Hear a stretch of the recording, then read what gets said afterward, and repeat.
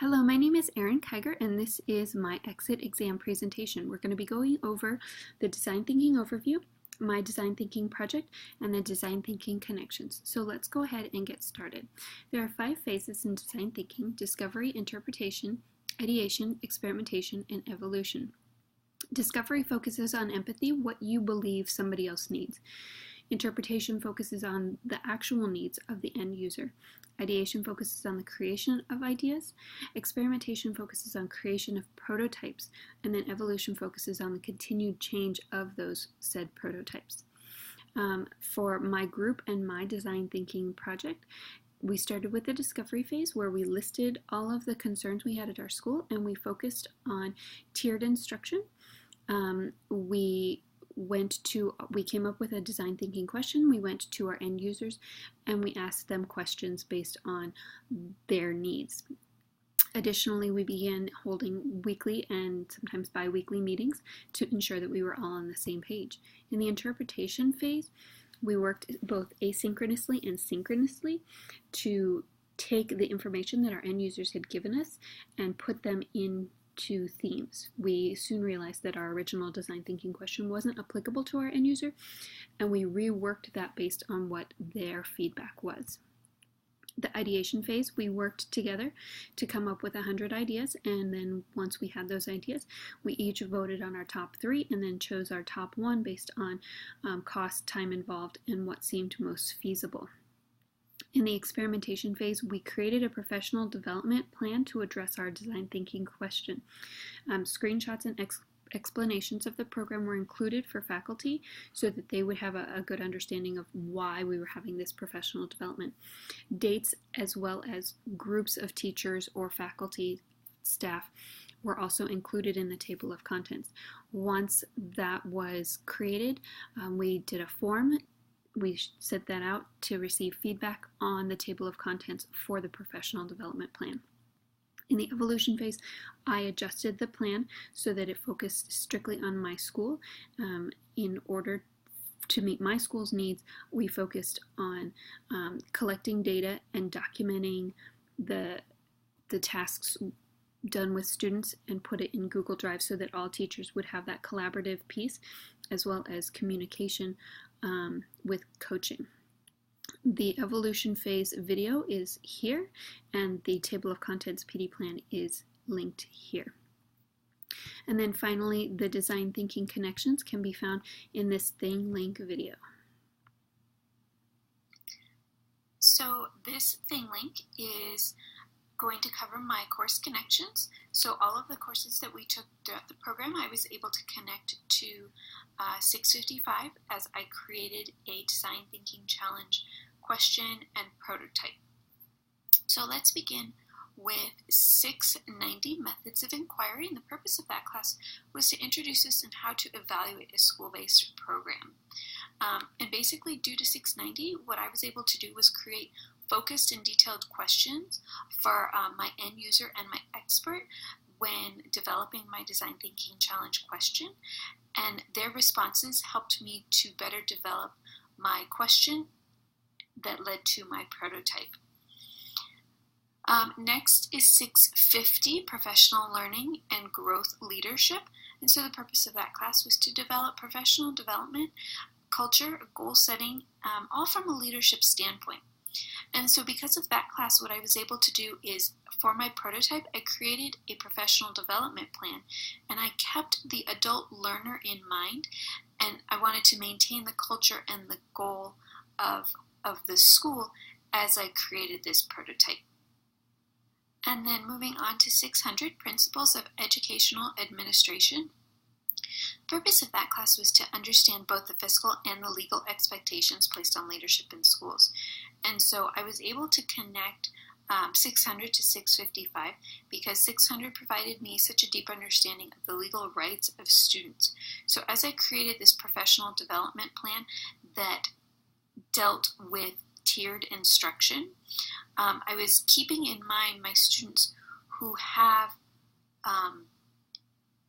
legal documents attached to their name, like an IEP or a 504. And the importance of this professional development plan is to ensure that teachers are documenting in a detailed fashion the services that those students, as well as any other student who is participating in a tiered instruction, are being provided. And then EDL 680, the Seminar for Personalized Learning and Leading Through Technology. Basic purpose of that class was to understand how to apply some leadership best practices. And the way that I connected that to 655 was adult learning best practices. They maintain that adults need to be challenged, but that they should not be made as if to feel the learning goal is unachievable, very similar to students.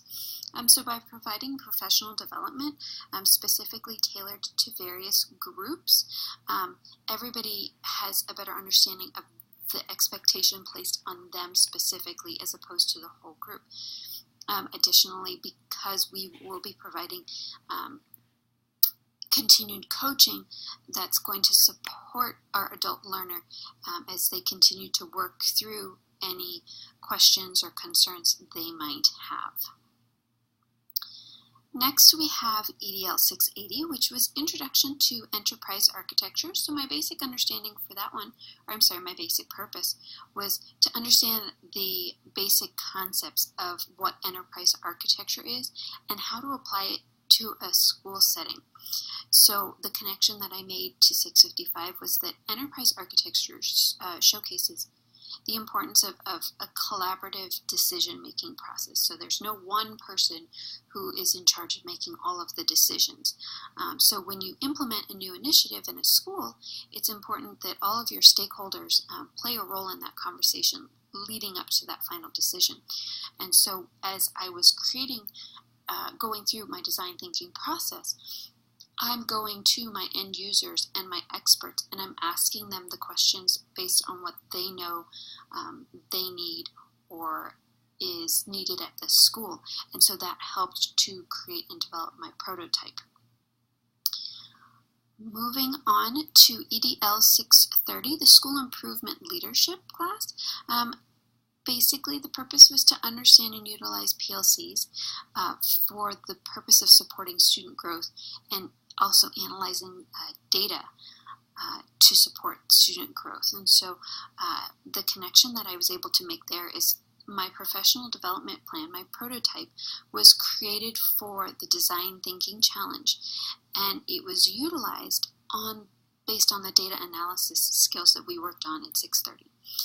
So we are going to be showing the teachers how to track student progress in order to make informed decisions about what to do next in order to best help individual students who are participating in the tiered instruction.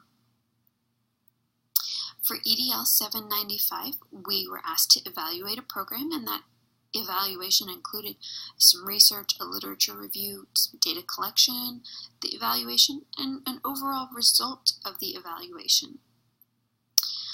So to connect that to 655, originally when I was creating my design thinking problem, I had to go through and I had to evaluate concerns I had at my school and strengths that my school had. And then what 795 did was it really helped me to evaluate all of the various programs that I could have chosen with a more critical eye, and really focus on what needed to be improved and what did I need to address with the design thinking challenge. And then lastly is EDL 610 was visionary leadership. And so the purpose was how can I as a leader share my vision and ensure that everybody is also on board with that same vision. And so the way that I connected that is my vision is to have teachers tracking data for students and then being coached to ensure that that tracking is supporting students. And in order to make sure that is a